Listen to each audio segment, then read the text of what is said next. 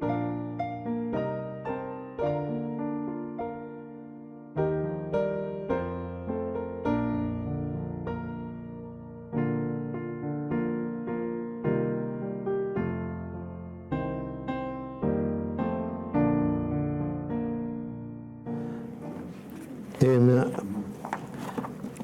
Hechos capítulo 1,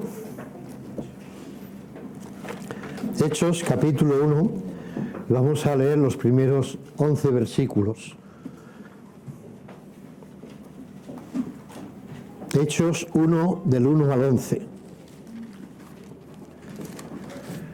Y dice así la palabra del Señor. Este libro lo escribió Lucas, como sabéis, el doctor Lucas, doctor en medicina, compañero del apóstol Pablo. Estuvo desde cierto punto, si lo leemos con detenimiento todo el libro, veremos el momento claro y clave en que se junta al grupo que iban con el apóstol Pablo, ¿de acuerdo? Antes simplemente está escribiendo, y todo lo que ha escrito lo escribe a un señor llamado Teófilo. Vamos a leer pues desde el versículo 1, capítulo 1, versículo 1. En el primer tratado, oh Teófilo, el primer tratado es una referencia al Evangelio de Lucas. Hablé acerca de todas las cosas que Jesús comenzó a hacer y a enseñar hasta el día en que fue recibido arriba, después de haber dado mandamientos por el Espíritu Santo a los apóstoles que había escogido. A quienes también, versículo 3, después de haber padecido, se presentó vivo con muchas pruebas indubitables. No sé si entendemos qué significa pruebas indubitables. Fuera de toda duda, ¿de acuerdo? Fuera de toda duda, clarísimas. Apareciéndoseles durante 40 días y hablándoles acerca del reino de Dios. Y estando juntos, les mandó que no se fueran de Jerusalén, sino que esperasen la promesa del Padre, la cual les dijo: oísteis de mí. Porque Juan ciertamente bautizó con agua, mas vosotros seréis bautizados con el Espíritu Santo dentro de no muchos días. Entonces los que se habían reunido le preguntaron diciendo: Señor, ¿restaurarás el reino de Israel en este tiempo? Y él les dijo: no os toca a vosotros saber los tiempos o las sazones que el Padre puso en su sola potestad, pero recibiréis poder cuando haya venido sobre vosotros el Espíritu Santo, y me seréis testigos en Jerusalén, en toda Judea, en Samaria y hasta lo último de la tierra. Y habiendo dicho estas palabras, viéndolo ellos, fue alzado y le recibió una nube que le ocultó de sus ojos. Y estando ellos con los ojos puestos en el cielo, entre tanto que él se iba, he aquí se pusieron junto a ellos 2 varones con vestiduras blancas, los cuales también les dijeron: varones Galileos, ¿por qué estáis mirando al cielo? Este mismo Jesús que ha sido tomado de vosotros al cielo, así vendrá como le habéis visto ir al cielo. Es interesante y podríamos resaltar muchas cosas, pero nos llevarían a otros puntos que no tienen que ver con el mensaje que tenemos para hoy. Pero la promesa que el Señor ya había dado, los ángeles, estos varones que se pusieron delante o al lado de ellos y les dijeron: así vendrá, como le habéis visto ir al cielo, el Señor va a venir de nuevo. En este contexto está hablando de la segunda venida manifiesta en cuerpo. Pondrá los pies sobre el mismo monte desde el cual él se fue. ¿Sabéis cuál era? El monte de los olivos. Versículo 12, entonces volvieron a Jerusalén desde el monte que se llama del Olivar. Allí es donde salió el Señor para ir al cielo con el Padre. Y allí es donde va a poner los pies cuando vuelva. Curioso, ¿verdad? Bueno, curioso no, es el plan de Dios. Dice, así vendrá, de la misma manera vendrá, como le habéis visto ir al cielo. Otra cosa interesante, varones galileos. ¿Por qué les llama Galileos? ¿Serán acaso todos de Galilea? Sí, menos uno.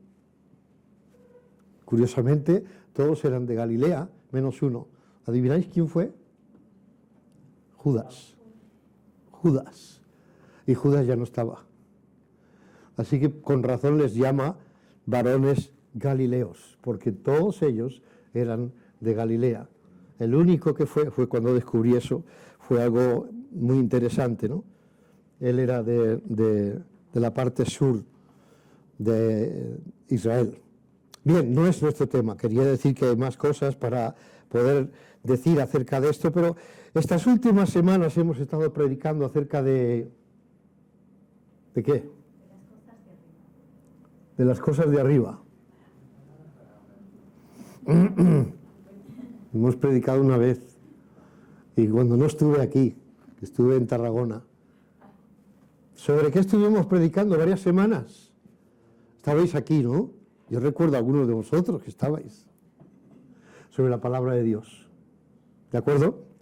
Estuvimos hablando sobre la palabra de Dios en diferentes aspectos. Y es que este libro es tan importante que si Dios no hubiese revelado su palabra, ¿qué sabríamos de la redención del Señor Jesús?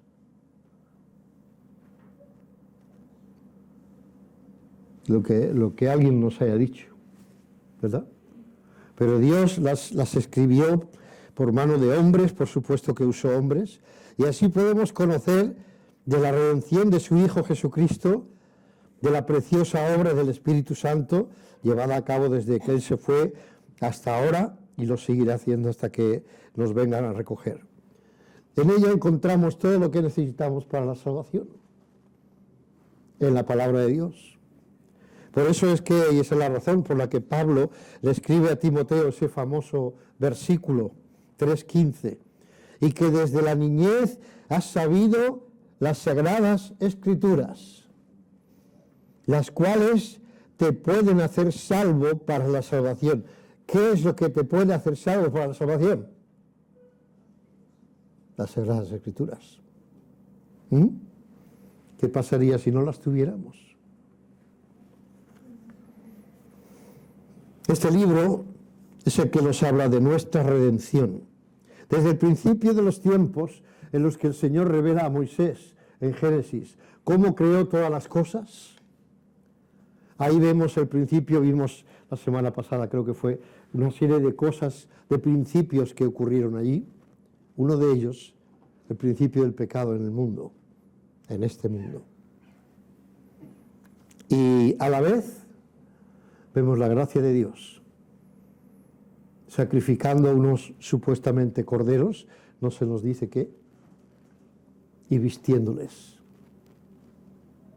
en preparación de esa salvación que el verdadero Cordero de Dios había de traer a este mundo. Y toda la historia del pueblo de Israel hasta el día de hoy, el tiempo de la Iglesia, tiene que ver con la redención del hombre. El hombre está en pecado, el hombre está perdido totalmente, no hay posibilidad para que el hombre pueda salvarse, ninguna, por más cosas que pueda llegar a hacer, no hay nada que pueda salvarle, excepto el sacrificio en la cruz del Señor Jesucristo, su sangre derramada allí y la aceptación de que Él es el único que nos puede salvar. Eso es lo único que nos... ¿Pero dónde aprendemos todo eso? En la palabra de Dios. Por eso es tan importante. Fijémonos, si Cristo no hubiese muerto en la cruz, nadie hubiese pagado por nuestros pecados. Todos iríamos al infierno y luego al lago de fuego.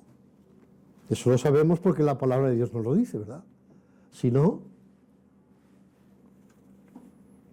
como dice Pablo, en otro contexto, pero dice, si Cristo no ha resucitado, comamos y bebamos que mañana moriremos, porque no hay nada más, se acabó todo. ¿Quién es el que nos revela o qué es lo que nos revela que hay un después? La palabra de Dios. Dios, a través de su Hijo, escribiéndolo a través de hombres escogidos por Dios e inspirados por Dios. Si Cristo no hubiese resucitado, todavía estaríamos en nuestros pecados. También Pablo nos lo dice en 1 Corintios 15. Seríamos los más míseros, dignos de conmiseración de todos los hombres, porque estamos creyendo algo que es mentira, ¿verdad? Es posible, es por su resurrección que por la fe podemos ser justificados. Pero todo eso lo vemos en la palabra de Dios. Ahora estaréis pensando, bueno, pero vamos a ver, la semana pasada nos dijo que era el último mensaje sobre la palabra de Dios. Bueno, el último de una serie, pero ahora solo hacemos una referencia. Nuestro estudio, o nuestro tema, o nuestro mensaje es otro, pero está basado en las Escrituras. No tenemos otro sitio donde basarnos. Ahora mira, hay 4 milagros. En esa obra completa que Cristo hizo por nosotros se pueden ver 4 eventos principales en la obra de Cristo. Su encarnación, 1. Su resurrección, 2. ¿Tú crees que su encarnación es un milagro? Por supuesto. ¿Su resurrección es un milagro?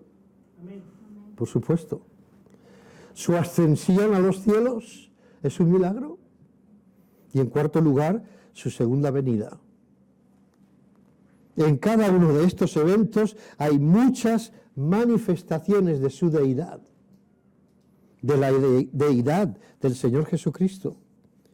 Entre su encarnación y su resurrección están sus enseñanzas, sus milagros y su muerte en la cruz por nosotros.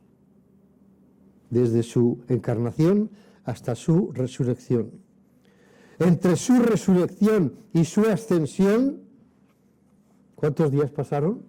Lo hemos leído. 17, 18, 20, 22, ¿cuántos? ¿Cómo?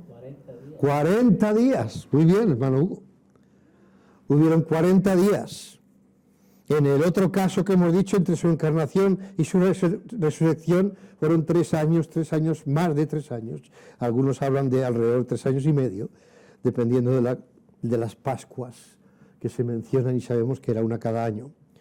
Entre la resurrección, pues, y la ascensión, habían 40 días. Pero estos 40 días, en esos 40 días hubieron muchas manifestaciones de que estaba vivo. Desde su resurrección hasta la ascensión a los cielos. 40 días solamente o nada menos. Ahora, en Hechos 1:3 hemos leído: a quienes también después de haber padecido, se presentó vivo con muchas pruebas indubitables, apareciéndoseles durante 40 días y hablándoles acerca, en esos 40 días, hablándoles acerca del reino de Dios.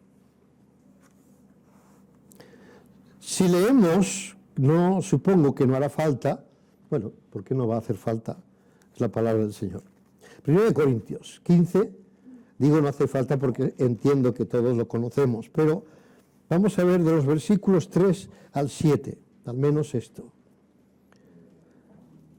1 Corintios 15, 3 al 7. Porque primeramente os he enseñado lo que asimismo recibí, que Cristo murió por nuestros pecados conforme a las Escrituras. No solo nos dicen que ocurrió, es que incluso nos dicen las Escrituras que iba a ocurrir. ¿De acuerdo?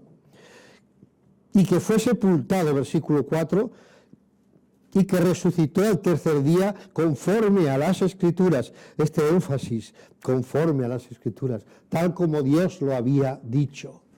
La importancia de las Escrituras. Y luego dice versículo 5, y que apareció a Cefas. ¿Quién es Cefas? ¿Quién es Cefas? No es un vecino tuyo. ¿Quién es Cefas? ¿Qué, no queréis hablar o no lo sabéis de verdad?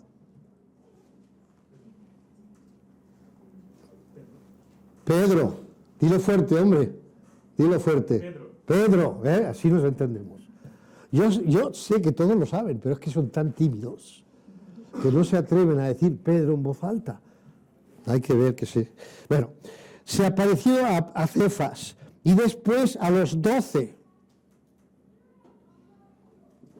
Después se apareció a los 12. Ahí tenemos un problema, como decía un jefe mío. Hermano, bueno, no, éramos hermanos en la fe, ¿verdad? Pero era mi jefe. Tenemos un problema, decía siempre. A mí me hacía una gracia oírlo. Es que este problema...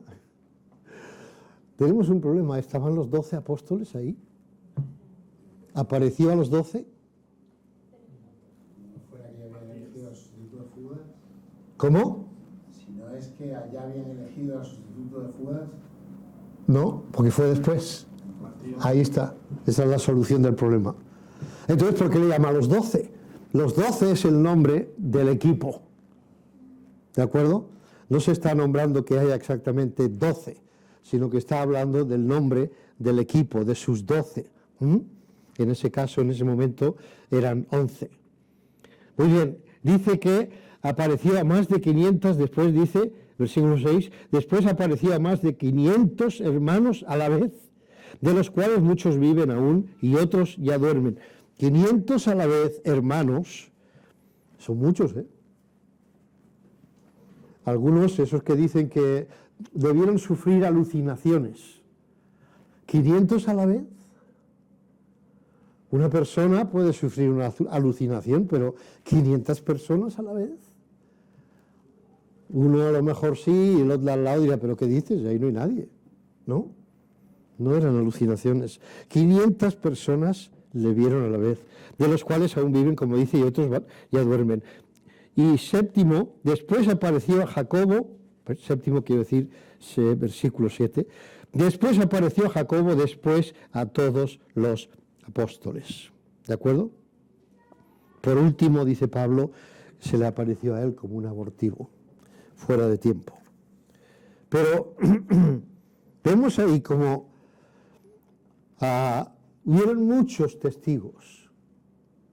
Y aún sería posible pensar que otros que no están mencionados, incluso que no fueran hermanos, fuera gente que le conocía, lo vieron también, pero de eso no se habla, así que no queremos hacer énfasis en eso. Pero entre su ascensión y su segunda venida está la venida prometida del Espíritu Santo que había sido prometida. 10 días después de la ascensión, 50 días después, ¿no? El día de Pentecostés. Dios había prometido el Alón Paracletón, el otro consolador.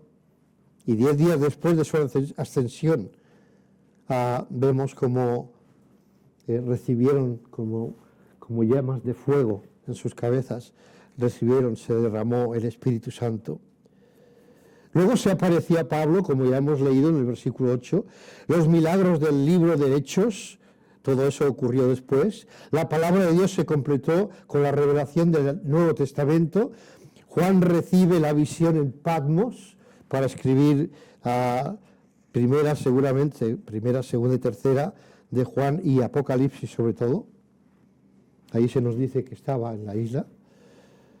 Juan recibe esa visión en Patmos para complementar o concluir la revelación del Señor.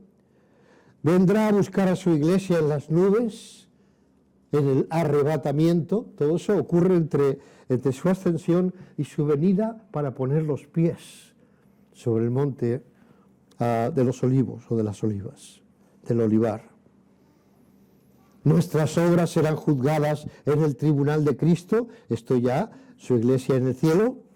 Tendrán lugar las bodas del Cordero, también allí, y llegará a su manifestación gloriosa, cuando por fin venga a reinar, habrá la batalla de Armagedón y el milenio dará comienzo. Todo eso antes, o sea, hasta que Él venga por segunda vez. Con su venida, el anticristo será derrotado, Satanás será atado en el abismo y establecerá su reino milenial y juzgará a las naciones por 1000 años. Ese es el plan que Dios tiene y que está llevando a cabo. Ahora, entre tanto que esperamos su segunda venida, está ejercitando su ministerio de intercesión. ¿Dónde? Junto al Padre, en los cielos, en su lugar. El Señor Jesús, hemos leído que estuvo 40 días después de haber resucitado y se estuvo mostrando por aquí y por allá. Quizá una de las razones fuese que debía dejar constancia de que había resucitado. ¿Os imagináis que el Señor Jesús hubiese resucitado y se fuese? ¿O se hubiese ido, mejor dicho? ¿Os imagináis? ¿Quién lo ha visto? Pues yo sé que lo enterraron ahí, pero no está. ¿Qué ha pasado? No hay testimonios. Algunos dicen que tenía que resucitar, pero ¿dónde está? ¿Dónde está? Así que es una de las razones por las que entiendo yo que Él estuvo 40 días manifestándose a unos y a otros, para que hubiese constancia de que sí había resucitado. De haber ascendido, como digo, inmediatamente, nadie le habría visto.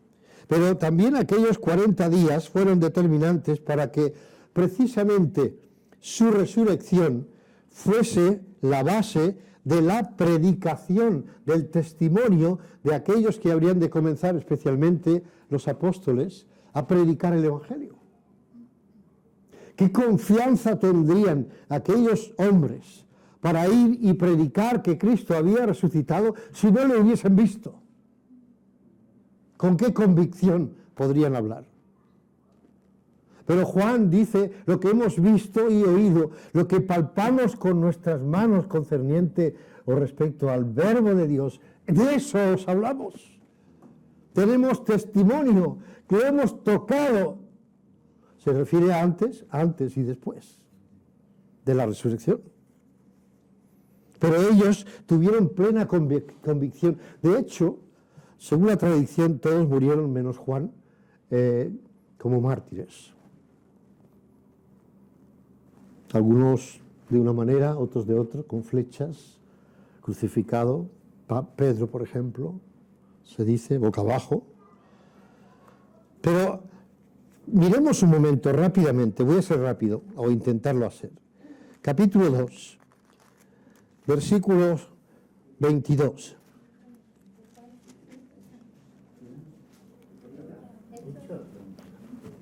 Hechos 2, 22 a 24. El primer mensaje con el que sale el apóstol Pedro a predicar con todo su entusiasmo y también habiendo recibido el Espíritu. Dice: varones israelitas, oíd estas palabras. Jesús Nazareno, varón aprobado por Dios entre vosotros, con las maravillas y prodigios y señales que Dios hizo entre vosotros por medio de él, como vosotros mismos sabéis, a este entregado por el determinado consejo y anticipado conocimiento de Dios, no le pilló de improviso, no le pilló al Señor desconocedor de lo que iba a pasar, sino que lo tenía preparado, anticipado conocimiento de Dios. Vosotros, dice, prendisteis y matasteis por manos de inicuos, crucificándole. Esos inicuos es una referencia directa a los romanos. Al cual, ¿de quién está hablando? De aquel que murió, que fue crucificado, ¿no? Al cual Dios levantó sueltos los dolores de la muerte, por cuanto era imposible que fuese retenido por ella. Versículo 31. Y viéndolo antes, habló de la resurrección de Cristo, que su alma no fue dejada en el Hades, ni su carne vio corrupción. Versículo 32. A este Jesús resucitó Dios, de lo cual todos nosotros somos testigos. No hubiese podido decir eso. ¿A qué no? No hubiesen sido testigos si el Señor hubiese resucitado y se hubiese marchado al cielo. Pero ellos pueden decir, y aquí Pedro está muy tajante, a este Jesús resucitó Dios, de lo cual todos nosotros somos testigos. Y podemos seguir. 36. Sepa pues ciertísimamente toda la casa de Israel que a este Jesús, a quien vosotros crucificasteis, Dios le ha hecho, es una indirecta, Señor y Cristo, le ha hecho después de que murió, evidentemente, ¿no? Capítulo 3.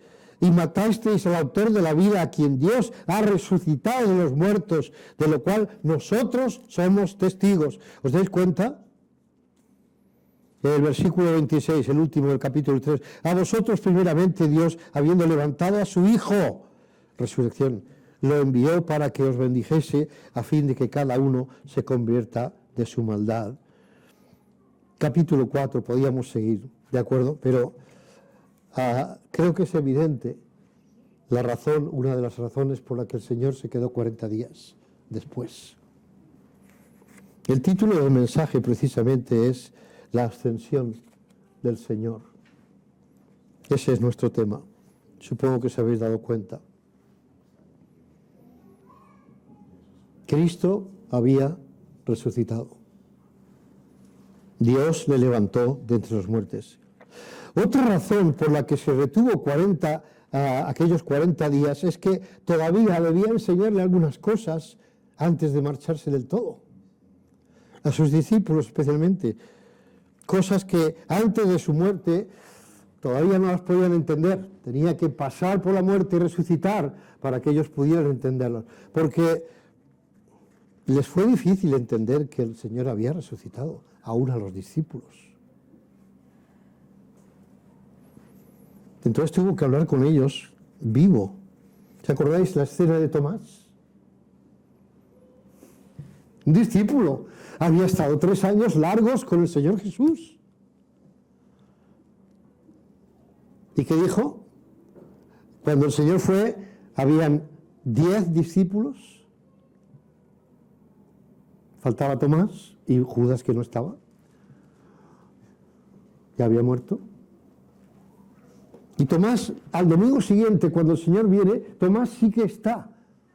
Está con los discípulos, están reunidos. Y se presenta el Señor estando todo cerrado, se presenta allí en medio y le dice a Tomás, Tomás, ven un momento, por favor. Mete tu mano aquí o aquí. Particularmente yo pienso que fue aquí, pero es lo de menos. ¿Verdad? Mete tu mano en el agujero del clavo. Y tengo otro. Y mete tu mano en el costado. También, según mis teorías, mis especulaciones, entiendo que fue en el lado izquierdo. La mayoría de las pinturas pintan el derecho. Podría ser, no voy a discutirlo. Pero me parece que estando aquí es fácil que llegara al pericardio, que es el telo que rodea el corazón, que está lleno de sangre, y por eso salió sangre y agua. La sangre no circula cuando mueres. Bien, teoría pura. Pero cuando le dijo a Tomás, ¿tú crees que Tomás a partir de aquel día sería un buen testigo de la resurrección del Señor?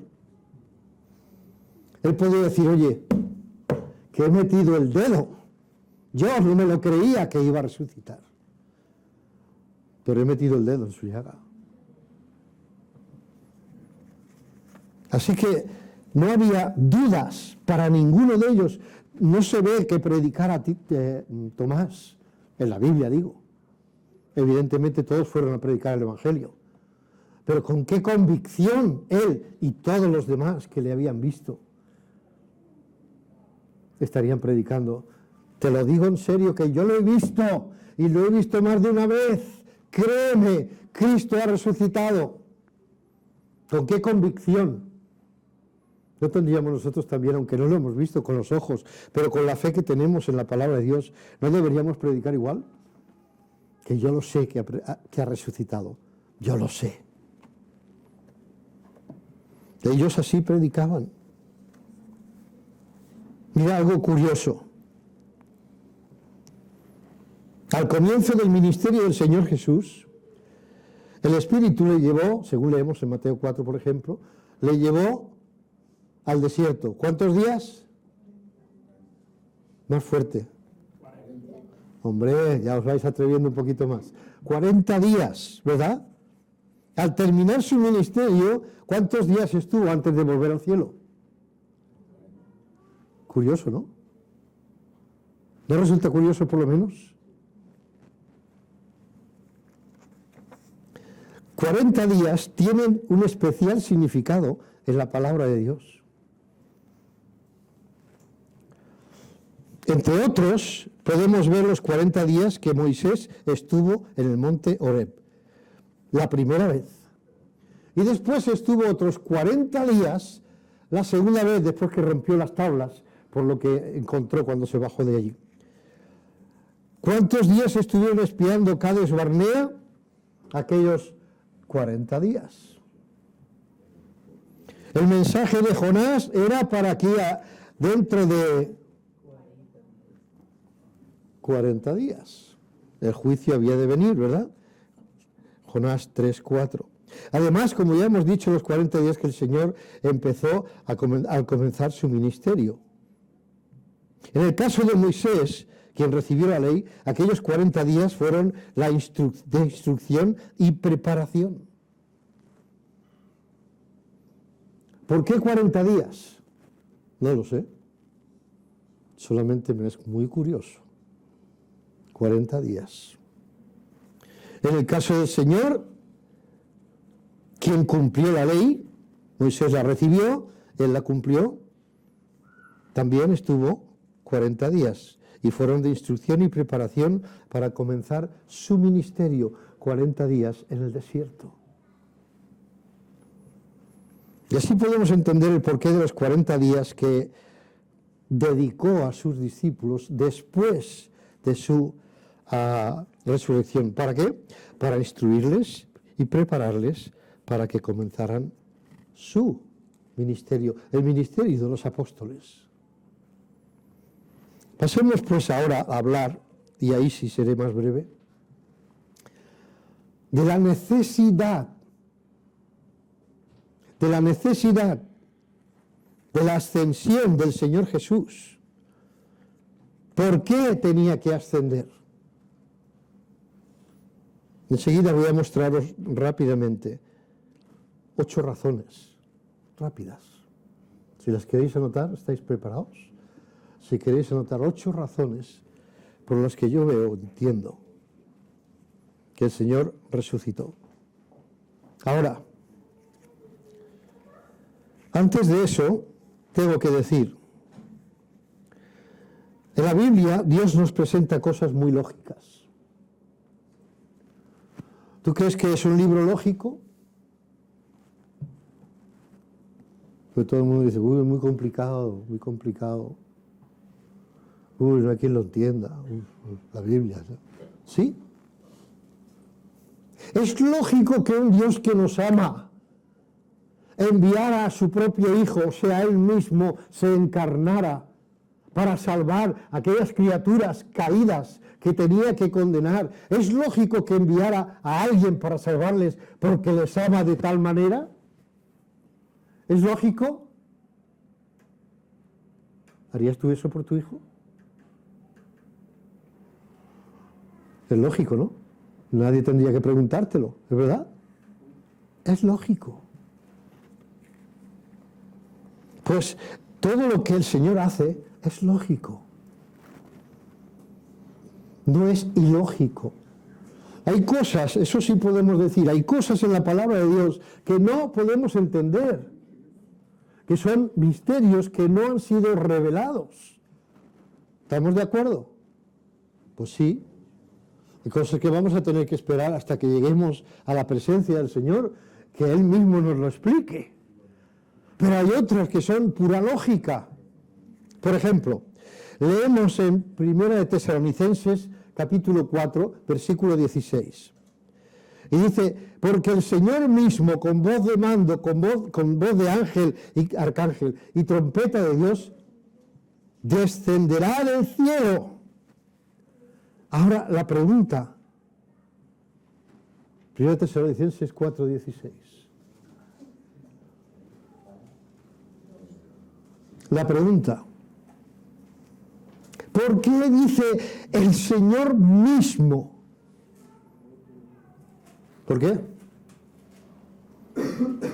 El Señor mismo, con voz de mando, con voz de arcángel y con trompeta de Dios, descenderá del cielo. Y nos va a hablar del arrebatamiento para llevar a su iglesia. Pero va a venir Él mismo. ¿Por qué? No hay ángeles, arcángeles, querubines y serafines que podrían encargarse de eso. ¿Sí o no? Estamos estudiando los viernes, si te interesa y puedes, a las 8:30, siempre son unos minutos más tarde, pero a las 8:30 tenemos una clase sobre angelología. ¿Te interesa el mundo de los ángeles? Pues puedes aprender algo. Ya hemos aprendido algunas cosas, ¿no? Los que estamos allí, ¿a que sí? Y vamos a seguir si Dios quiere. No las enseña nadie, es la palabra del Señor la que nos enseña. ¿De acuerdo? Pero me pregunto, ¿le habéis preguntado alguna vez por qué tenía que ser o por qué tiene que ser el Señor mismo el que ha de venir? Pues yo encuentro algunas razones, hermano. A veces meditando te salen cosas. No son la Biblia, no. Pero son cosas lógicas. ¿Por qué él y no otro? ¿Podría un arcángel, un querubín, un serafín venir a buscarnos, sí o no? Y decirnos, vámonos, ¿sí? Viene de parte de él y lo hace y punto. Son servidores al fin y al cabo. Bueno, pues voy a dar mis razones.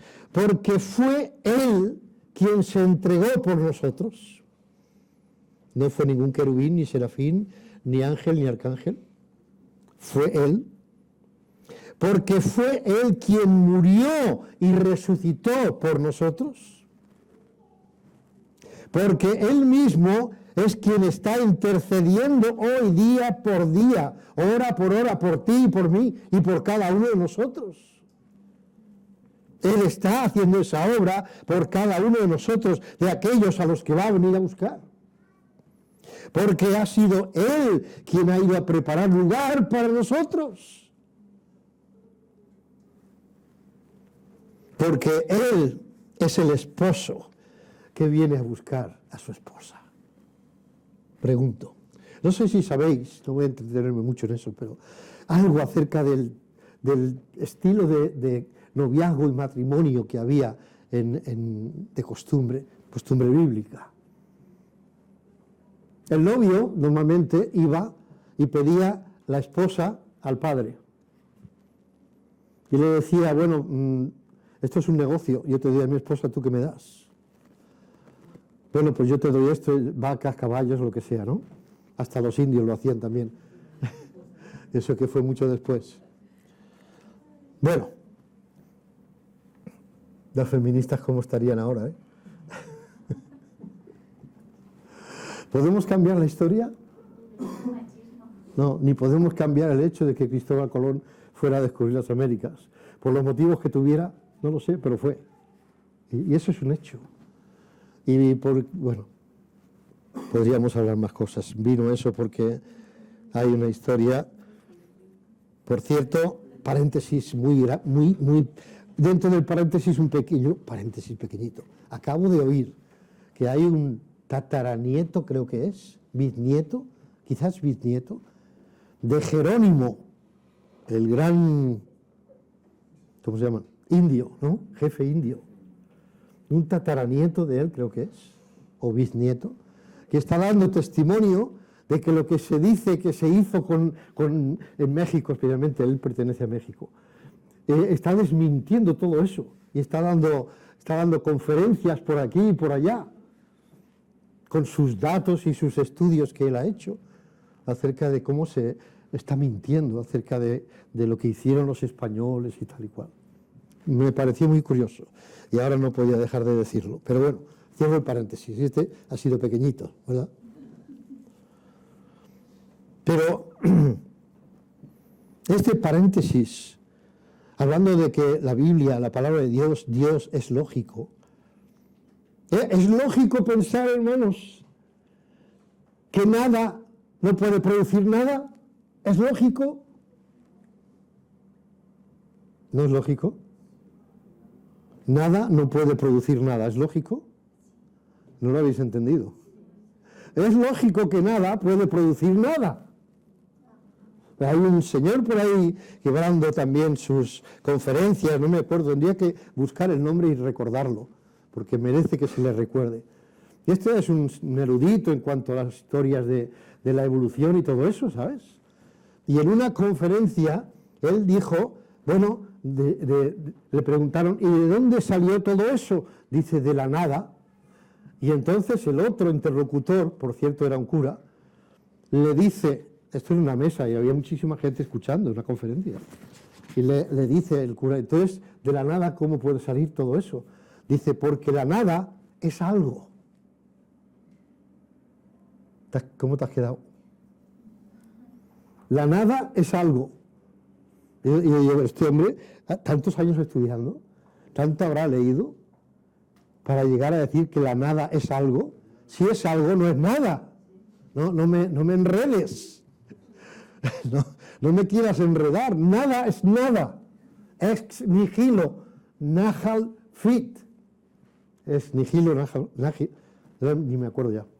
Nihil fit, perdón. Ex nihilo nihil fit. De la nada, nada sale. Esto es un axioma, una verdad comprendida y entendida y sin discusión para nadie. De la nada no sale nada. Este hombre dice, no, pero es que la nada es algo. Vamos a dejarlo ahí. ¿Es lógico que todo lo que vemos haya sido creado? ¿Es lógico pensarlo? Alguien lo hizo. Le llamemos Dios o como tú quieras, pero alguien lo hizo. ¿Sí o no? Es lógico. ¿Qué es lo que Dios nos explica? Lógicamente Dios dice, yo he creado todas las cosas, porque las cosas no vienen de nada, vienen de alguien, y yo las he hecho. Esta es su revelación, pero es lógico que algo viene de algo, ¿no? Todo efecto tiene una causa, ¿verdad? Bueno, pues después de todo digo, ¿no es lógico que sea Él, el Señor, que venga a buscarnos? Él murió por nosotros, Él dejó dice, no tuvo el ser igual a Dios como cosa que aferrarse, sino que se despojó a sí mismo, ¿verdad? Y se hizo siervo, y siendo siervo, en la condición de siervo, fue obediente hasta la muerte y muerte de cruz. Él hizo todo eso. Es algo que no podemos ni imaginar lo que supuso para Él. Él murió, se separó del Padre. ¿Por qué me has abandonado? Elí, Elí, lama sabactani. Él pasó por eso. Él experimentó la muerte. Fue sacado de la muerte, y la palabra es de dentro de la muerte. Él dijo, no os preocupéis, yo me voy, pero voy a preparar lugar para vosotros, y como que me voy a ir, voy a volver otra vez y os vendré a buscar para que estéis conmigo. Y además, como he dicho al final, Él es la esposa. Estaba tratando de explicar, ahora me acuerdo, cómo es, en síntesis, cómo es un matrimonio, ¿no? Bueno, pues el novio trata con el padre, llegan a un acuerdo, entonces el novio se va, y se va a preparar lugar para vivir con su esposa. Cuando está preparado, desde ese momento ya hay un compromiso, que es casi prácticamente como un casamiento sin consumar. ¿De acuerdo? Pero no se puede separar. Él se va y luego viene a buscar a su esposa. Después que ha trabajado, ha puesto las cosas en orden, ha elegido el lugar y la casa y esto y aquello y lo otro, viene a buscar a la esposa. ¿Sería lógico que él mandara a alguien? Tú dirías, oye, vete a buscar a mi esposa. ¿Harías eso? El Señor tampoco. El Señor viene a buscar a su esposa, por la que murió y se entregó. ¿Por qué tenía entonces que ascender? 8 cosas.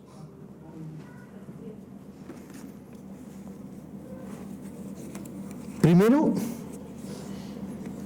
porque el cielo es su hogar, no es la tierra.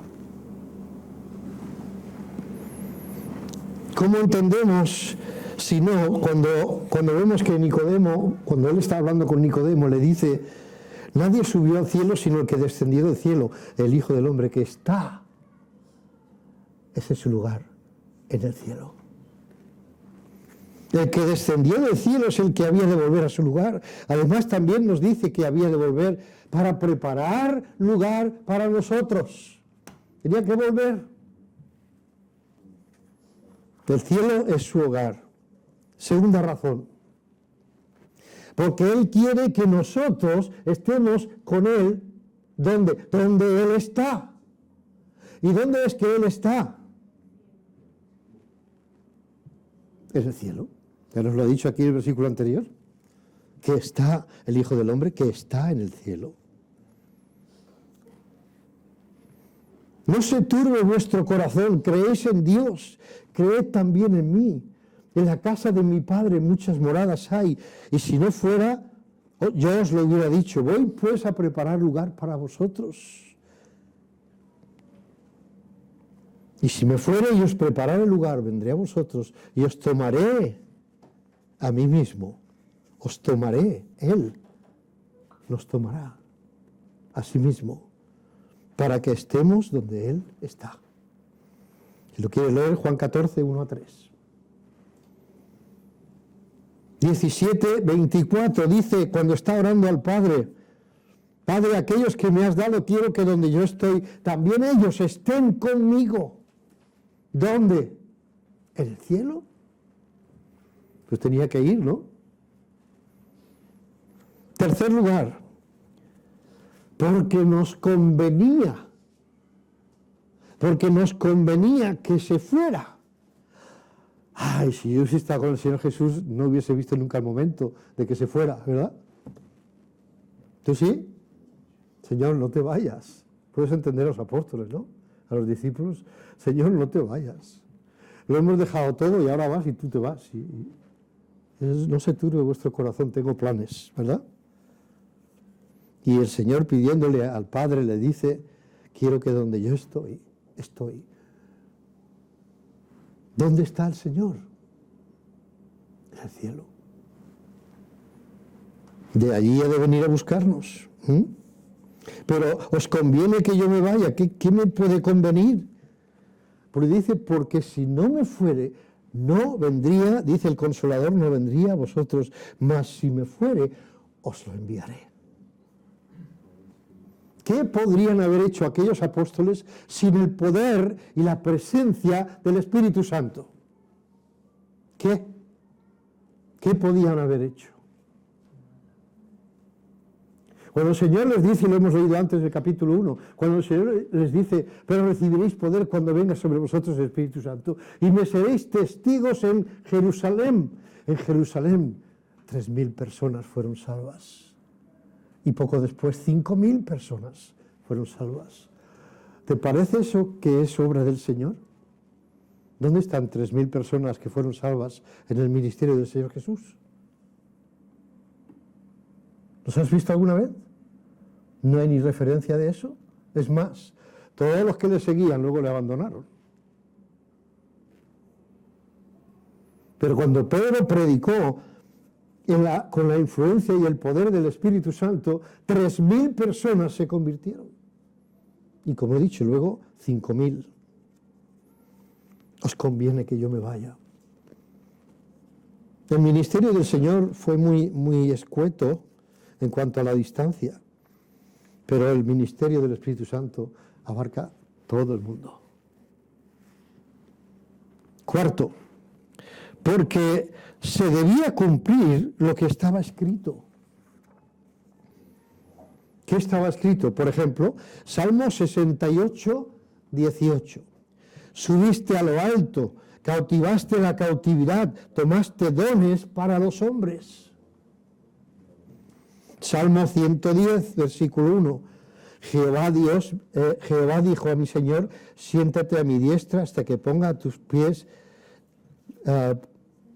ponga a tus enemigos por estrado de tus pies.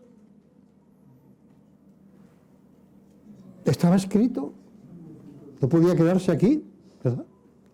Estaba escrito que él tenía que estar allí, tenía que volver. Quinto lugar, porque tenía que preparar lugar para vosotros. Esa es otra razón, bueno, ¿no? Y si me fuere, os prepararé el lugar, os tomaré a mí mismo para que estéis donde yo estoy. Voy pues a preparar lugar para vosotros. Me voy, os conviene que me vaya, pero es que además voy a preparar lugar para vosotros. Sexto lugar, porque su ministerio entre los hombres es ahora más efectivo. Cuando el Señor estaba entre los hombres, como he dicho antes, su ministerio estaba localizado entre Galilea, Judea, hizo un poco en Samaria, ¿verdad? ¿Sabéis cómo se me encendió la lucecita? ¿Veis lo lógico que es el Señor? Yo veía algo ilógico. ¿Sabéis el pasaje donde habla de que se iba a ir, estaba en Judea el Señor Jesús, e iba a ir a Galilea? Ahora, si tenéis en mente cómo es tan sencillo como el sur es Judea, al norte está Galilea y en medio estaba Samaria. Y dice, le era necesario pasar por Samaria. Y yo estaba pensando, pero ¿esto es una obviedad? Pues, evidentemente, si tiene que ir de aquí a aquí, tiene que pasar por ahí. Hasta que por fin entendí que los judíos no pasaban por Samaria. Pasaban el Jordán, iban por la parte de Perea y se metían cuando estaban en Galilea, para no pisar Samaria. Entonces entendí, fíjate qué cosa más sencilla, más lógica, ¿verdad? Hablamos de lógica. Entendí que a él le era necesario porque habían almas que tenía que salvar, empezando con la samaritana, y luego por el testimonio de la samaritana, y luego vinieron a él, y dice, ahora creemos ya no solo por tu palabra, sino por la de él. ¿Por qué le fue necesario pasar? ¿Porque lo lógico es pasar de aquí a aquí y de aquí a aquí? No. Lo lógico para ellos, como judíos, era salirse, ir por la parte este y entrar en Galilea. Pero a él, como Salvador, le fue necesario pasar por Samaria. Bonito, ¿no? A mí me fue de mucha bendición, fíjate, eso es tan sencillo, ¿no? Pero yo no lo entendía, no sé por qué tiene que especificar que tiene que pasar por Samaria. Lees los versículos después y te das cuenta de por qué, ¿vale? Su ministerio ahora, su ministerio de antes estaba localizado en la tierra de Israel. Ahora su obra abarca todo el mundo. Mateo 28, 18 dice, toda potestad me es dada en el cielo y en la tierra. Por tanto, id. ¿Id a dónde? A todo el mundo. A todas las naciones, dice Marcos, o a toda criatura, perdón. La tierra, en cuanto a físicamente y andando por los caminos de Jerusalén, de Israel, era muy limitado. Su ministerio tenía que abarcar mucho más. Y dice, es menester que yo me salga de aquí para que el Espíritu venga, porque Él sí lo va a poder hacer. Mientras yo estaré haciendo otra labor en los cielos. Es desde entonces, por medio del Espíritu, que Cristo puede salvar a cualquier pecador en cualquier lugar del mundo. Entonces, no. Ahora sí. Eso es lo que significa: os conviene que yo me vaya.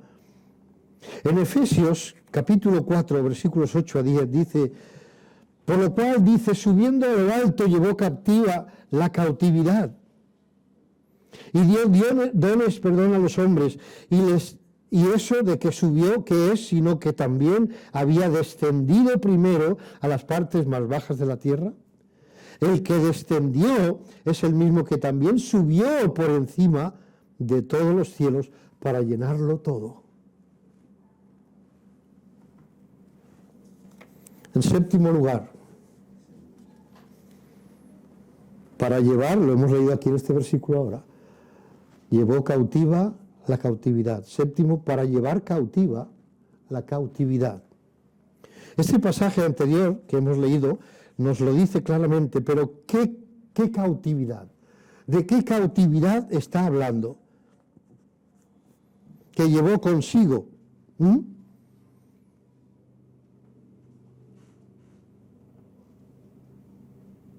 ¿Qué significa? Puede ser que se llevó a todos los que estaban en el infierno. ¿Tú crees? No, bíblicamente siguen allí. ¿Sí o no? No fue para ellos. Entonces, ¿para quién? ¿A quién se llevó? ¿A quién se llevó? ¿Qué era la cautividad? Algunos comentarios nos refieren a su victoria sobre la muerte, el pecado y Satanás. Tampoco voy a discutir con ellos. Pero que esto fue vencido en la cruz. Esto ya había sido vencido. Ahora, ¿qué es lo que él llevó? Hemos leído, llevó subiendo a lo alto, llevó cautiva la cautividad. ¿A dónde? A donde él va, a donde él iba y a donde él está.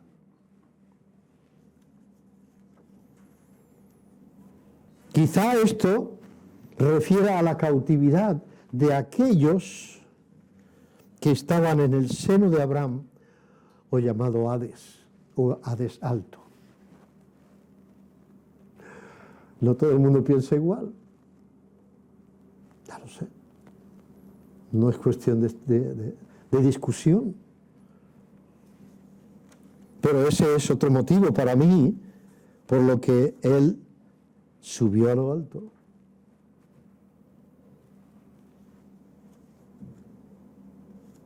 Ocho y último, para interceder por los suyos ante el Padre.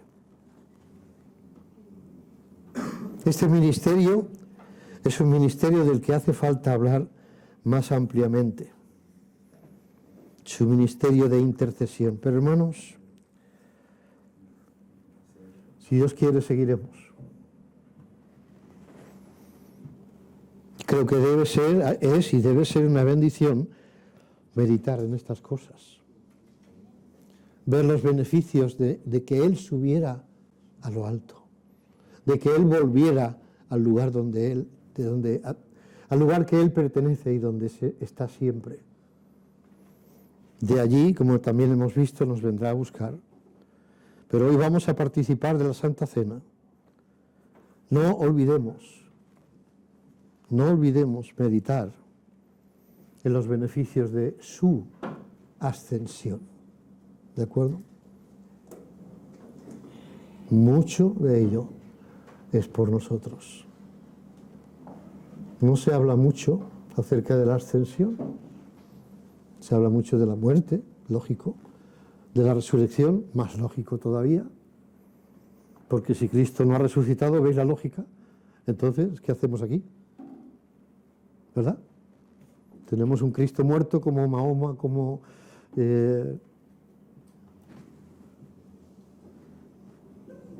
Buda, Confucio, todos esos están muertos. Pero nuestro Dios está vivo. Y dice la Escritura, porque Él vive, vosotros también viviréis. ¿De acuerdo? Porque vive. Pues si no vive, así que así de importante es la resurrección. Pero también, hermanos, debemos recordar su ascensión.